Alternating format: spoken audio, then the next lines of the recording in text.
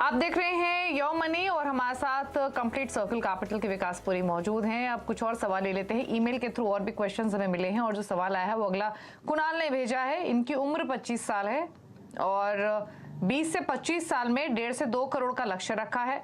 हर साल एसआईपी रकम में 2000 की बढ़ोतरी करेंगे। फिलहाल इनकी एसआईपी चल रही है ऑलमोस्ट 5000 की, लेकिन 5000 रुपीज इन्होंने 5 फंड्स में ही डाले हुए हैं, जिसमें SBI banking and financial services 500 per month, axis Nasdaq 500, axis small cap 1000, mirror asset mid cap में 1000, आईसीसी प्रू फ्लेक्सी कैप। तो कमेंडेबल है, अच्छी बात है। 25 साल की उम्र से ही इन्होंने पोर्टफोलियो क्रिएट कर लिया है, बड़ा गोल लेकर चल रहे हैं। इनके फंड्स की चॉइस कैसी है? 2000 जो हर साल ही एसआईपी बढ़ाएंगे, वो कहाँ इंक्रीज करें, और इनके गोल पर आपके कमेंट्स।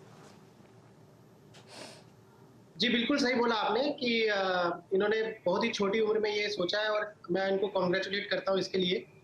सो एग्जिस्टिंग फंड्स जो है आपके, आप उसी में ही टॉप अप करिए।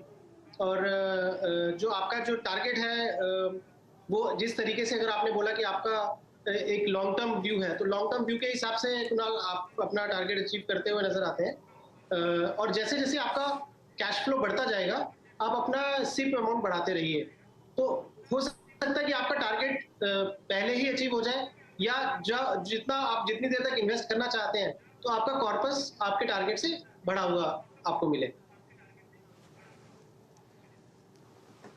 ओके, तो 1.5 करोड़ का लक्ष्य पूरा होगा आपका। 5000 की एसआईपी आप कर रहे हैं, 25 साल में आप आसानी से हासिल कर लेंगे। एसआईपी बढ़ाएंगे तो 2 करोड़ का टारगेट भी मिलेगा।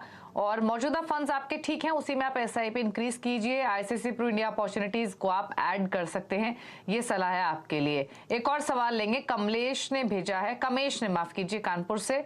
10 साल में 3 करोड़ का ये टारगेट लेके चल रहे हैं। फिलहाल इन्होंने जो फंड्स चुने हैं उसमें काफी वेरिएशन है एसआईपी एलोकेशन के हिसाब से, क्योंकि डीएसपी मिड कैप में 14000, आईसीआईसीआई प्रू वैल्यू डिस्कवरी में 6000, मोतीलाल ओसवाल नेस्डेक में 2500, मेरे एसेट मिड कैप में 2500, निपॉन इंडिया ग्रोथ में 5000 अगेन, और पराग पारिक फ्लेक्सी कैप फंड में 4000। तो टोटल 34000 की इनकी एसआईपी चल रही है, विच इज डिसेंट।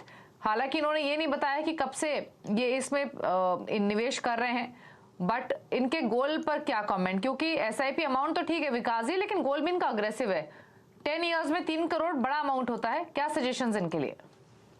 दीपाली, इनके टारगेट और इनके जो अभी करंट निवेश कर रहे हैं उसमें बहुत बड़ा गैप है, और आपने सही उस चीज को जांच किया। बिकॉज 10 साल में 3 करोड़ करने के लिए इनको लगभग 1 लाख रुपया महीना एसआईपी करना पड़ेगा। सो 34,000 से 1 लाख तक एक बहुत बड़ा गैप है। या तो ये अपना जो टारगेट है उसको आप बढ़ा दीजिए कि आप वो टारगेट अपना 15 से 20 साल में अचीव करेंगे, या आप अपना मंथली जो इन्वेस्टमेंट है उसको बढ़ाइए। बिकॉज करंट सिनेरियो में आप जो कर रहे हैं वो आप 90-95 लाख, या अगर बहुत एग्रेसिवली भी अगर आपका पोर्टफोलियो होगा तो भी आप 1 करोड़ के ऊपर अचीव नहीं कर पाएंगे।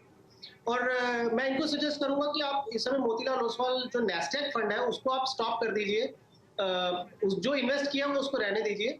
उसकी जगह पे आप Tata large and mid cap fund choose कर सकते हैं। आप एसबीआई कॉन्ट्रा फंड ऐड कर सकते हैं अपने पोर्टफोलियो में। और जैसा मैं सबको यही बोलता हूँ कि आप अपना जैसे जैसे आपके कैश फ्लोज बढ़ते हैं एसआईपी बढ़ाइए। डीएसपी मिड कैप भी जो एक इनका फंड है वो भी मैं सजेस्ट करूंगा कि डीएसपी इक्विटी अपॉर्चुनिटीज में आप उसको कन्वर्ट कर दीजिए। तो जब हम कन्वर्ट करने की बात करते हैं, मैं ये दर्शकों से बोलना चाहूंगा कि आपको इमीडिएटली सब करने की जरूरत नहीं होती। बिकॉज जो आप इन्वेस्ट करते हैं, जो रिसेंट इन्वेस्टमेंट है, अगर 1 साल के अंदर है तो आपको एग्जिट लोड लग सकता है। तो इसलिए आप वो भी ध्यान में रखिए कि आपका एग्जिट लोड ना लगे।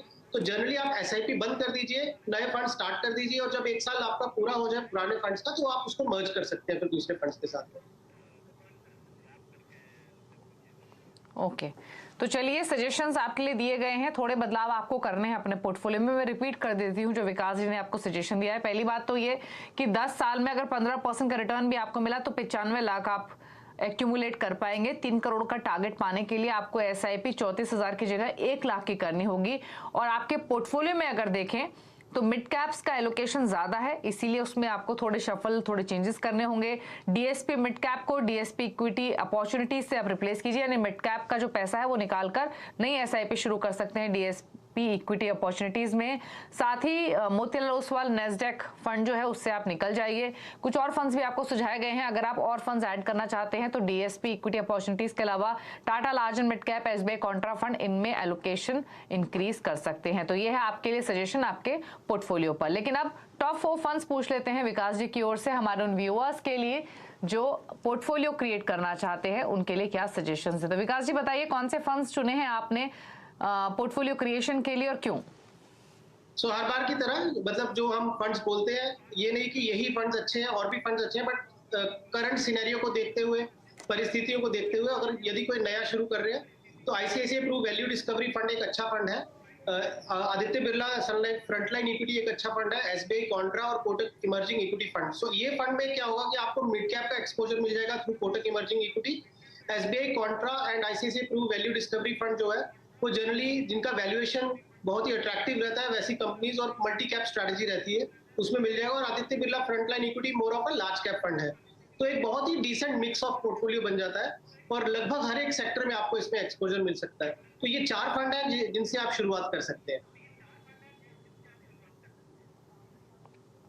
तो नोट कर लीजिए 4 फंड्स, अगर आप नया पोर्टफोलियो बनाना चाहते हैं, इंक्रीज करना चाहते हैं। Location ICICI Pru value discovery, Aditya Birla sun life frontline equity, SBI Kotak contra fund और कोटक इमर्जिंग इक्विटी। तो इन फंड्स को चुनिए अपने पोर्टफोलियो में अगर एक निवेश की शुरुआत आप करना चाहते हैं तो। और बाकी ऑन मनी तो है ही आपकी क्वेरीज को आंसर करने के लिए। शुक्रिया विकास जी आने के लिए शो में और सभी सवालों पर अपने राय रखने के लिए। रुक रहे हैं इसी के साथ एक ब्रेक के लिए। ब्रेक के उस पार भी खबरें जारी लगातार CNBC आवाज पर। नमस्कार।